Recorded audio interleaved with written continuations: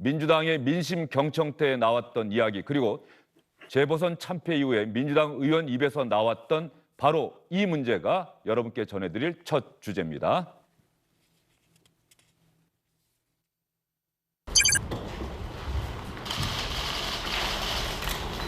조국 전 장관이 검찰개혁의 대명사라고 생각했습니다. 그래서 검찰의 부당한 압박에 밀리면 안 된다 생각했습니다. 하지만 그 과정상에서 수많은 국민들이 분노하고 분열되며 오히려 검찰개혁의 당위성과 동력을 잃은 것은 아닌가 뒤돌아보고 반성합니다.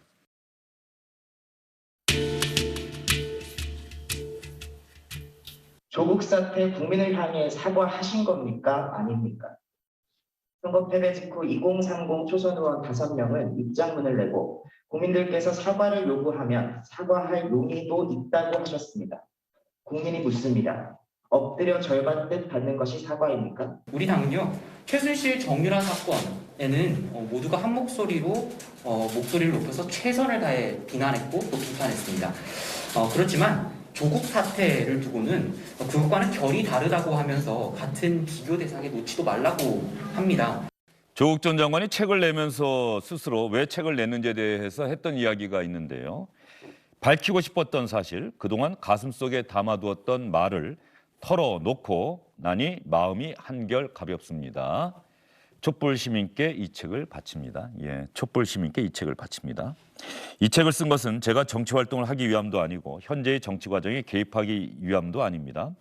법무부 장관 지명위에 벌어진 사태를 정확하게 기록함과 동시에 그동안 하지 못한 최소한의 해명과 소명을 한 것입니다. 또 책 내용의 일부들이 지금 언론 보도를 통해서 많이 나오고 있는데요. 검찰은 압수수색한 이후에 내가 사모펀드에 관여하지 않았음을 알았을 것이다. 그러나 검찰은 수사를 접지 않았고 나와 내 가족 전체에 대한 전방위적 저인망 수사로 나아갔다. 멸문지화의 문을 연 것이다. 수사가 아니라 사냥이 시작되었다. 수십 개의 칼날이 쑤시고 들어오는 느낌이었다. 가족의 살과 뼈가 베이고 끊기고 피가 튀는 모습을 두 눈 뜨고 보아야 하는 절통이었다. 죽을 힘을 다해 한 걸음이라도 앞으로 내디딜 겁니다. 언제 어디까지일지 모르지만 갈 수 있는 데까지 가볼 생각입니다. 이상형 의원께 질문을 드릴게요. 자, 조국 전 장관의 책 제목이 참 공교롭습니다. 조국의 시간입니다. 여러분께서 생각하시는 조국의 시간은 어떤 시간입니까? 공정과 정의의 시간입니까? 갈등과 분열의 시간입니까? 정의롭지 못한 검찰이 무자비하게 수사를 펼쳤던 시간인가요? 아니면 정의롭지 못한 공직자의 어떤 민낯을 드러낸 사건일까요? 그런 시간일까요? 정말 생각하기 나름이고 어떤 관점에서 보느냐, 이게 대단히 중요할 것 같은데 우리는 사실관계에 집중을 해야겠죠. 이상일 전 의원은 어떻게 생각하십니까? 바로 그렇습니다. 사실을 보고 판단을 해야 된다고 봅니다. 이미 조국 전 장관의 부인 정경심 교수에 대한 1심 판결은 나와 있습니다. 징역 4년 지금 실형을 받고 계신데 물론 대법원까지 가야 되겠지만 우리 국민들 이런 생각 하시지 않을까 싶어요. 저도 그랬는데 내 자식을 좋은 대학, 좋은 대학원 보내고 싶죠. 근데 그러기 위해서 우리 국민들이 하지도 않은 인턴 증명서 위조하고 표창장 받지도 않은 걸 위조해서 자기 자식을 위해서 쓰겠다 이런 발상하시는 국민들 있을까요? 아마 거의 안 계십니다. 근데 조국 전 장관 서울대 교수 하실 때 온갖 좋은 말씀 SNS 통해서 다 남기셔놓고 본인이 하셨던 거 지금 드러난 것만 해도 너무나 충격적입니다. 그런데 아직도 억울하다고 하고 계시니 국민들이 어떻게 판단할까요? 그리고 윤석열 검찰 전 정부에 대해서 제가 이미 말씀드렸지만 그렇게 수사할 때는 높이 평가하다가 현 정부 수사할 때는 또 이렇게 사냥이라는 표현으로 도대체 정치 검찰이라고 낙인 찍는 거 이거 동의할까요? 그래서 문재인 대통령이 제일 좋아하시는 말씀 제가 이 프로에서도 여러 번 말씀드렸지만 통풍추상 조국 전 장관 문재인 대통령 민정수석으로 제일 먼저 보좌했던 분인데 그 말 뜻 제대로 이해하지 못하고 있는 거 아닌가 이런 생각이 듭니다. 그러면 유인태 의원님 나오셨으니까 조국 전 장관이 책을 내놓는다. 내일 아마 나온다고 합니다. 네. 조국의 시간이라는 책. 이런저런 이야기들이 많이 나올 것 같아요. 유인태 의원께서는 어떻게 생각하십니까? 저는 뭐 책을 낸다고 그러길래 인간적으로는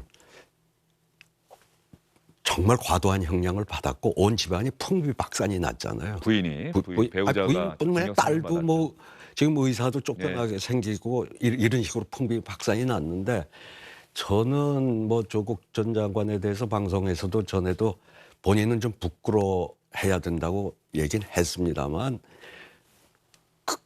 저렇게 풍비박산날 만큼의 중대한 범죄를 저질렀느냐 지금 드러난 게. 그러니까 저런 책이라도 써서 좀 자기 목소리를 좀 내지 않으면은 아마 그 식구들 잘못하면 전부 우울증 내지는 무슨 정신 질환이라도 걸릴 것 같아서 인간적으로 동정도 가고 이해도 가는데 이제 워낙 그동안에 아주 고고하고 뭐 거룩한 사람처럼 해왔던 거에 비해서 참 드러난 게 여러 가지로 좀 부끄러운 일들을 많이 했잖아요. 그러니까 뭐 그냥 그랬으면은 나중에 장관직만 좀 사양을 했더라도 뭐 저렇게까지는 안 갔을 텐데 그냥 업보라고 생각하는 게 본인도 마음이 조금 더 위안이 되지 않을까 그렇게 생각합니다.